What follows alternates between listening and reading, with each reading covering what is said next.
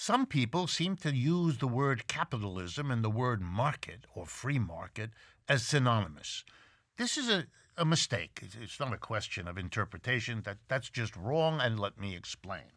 Capitalism is a system of producing things, goods and services. So we distinguish it, for example, from feudalism and slavery, which are alternative ways of organizing production. You know, in slavery, there's a master and a slave, and they have a relationship that produces goods and services. In feudalism, there's a lord and a serf, and they have a different relationship. For example, in slavery, a person can be the property of another person. The slave is the property of the master. In feudalism, it's not like that. The serf is not the property of the lord. The lord can't buy and sell serfs the way a master can buy and sell slaves. And capitalism is different from both of them because we organize that into the employer-employee, and the employer can't buy and sell employees, and the employee, unlike a serf, doesn't go with the land or is stuck to that particular employer. He's free or she's free to go, etc. So these are different ways of organizing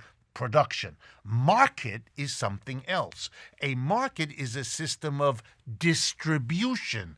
What do we do with the product after it's produced? How do we distribute the shirts from the maker of shirts to everybody who wears one? How do we distribute the product of the farmer to everybody who needs to eat a meal, etc., etc.? And the market does that by what we call a quid pro quo exchange. I take shirts, if that's what I produce, and I go to a market and I bargain. I'll give you 2 shirts, you give me a bushel of potatoes, or 2 bushels, or that's the way it's done. Okay, so a market is a system of distribution. To show you the ignorance of equating that with capitalism, let me remind you, you probably know, but let me remind you, that markets have coexisted with slavery, feudalism, and capitalism. They're not peculiar to capitalism. For example, in slavery, there's a market in, you guessed it, slaves. You buy and sell slaves. That's what masters did. So, of course, there was a market where slaves were distributed from whoever brought them from Africa against their will to whoever bought them when they arrived here from whoever had brought them over, etc., etc. Okay. Here's another way that markets are not the same as capitalism. In every socialist country that we've had so far, Russia, China, Eastern Europe, Cuba, Vietnam, whichever one you want to pick, there were, throughout their history, markets.